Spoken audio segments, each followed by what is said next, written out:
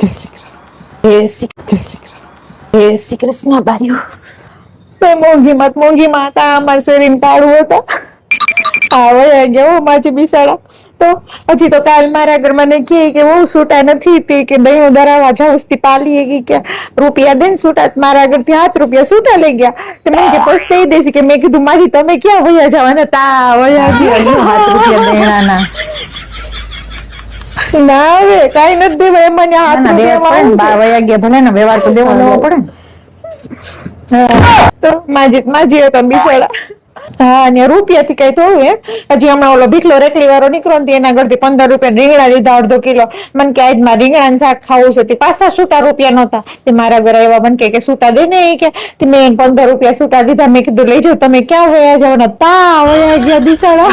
₹15 અરે ના હવે ₹15 માં હું છે માજી વયા ગયા ને ના વ્યવહાર લેવા પડે હા લાવો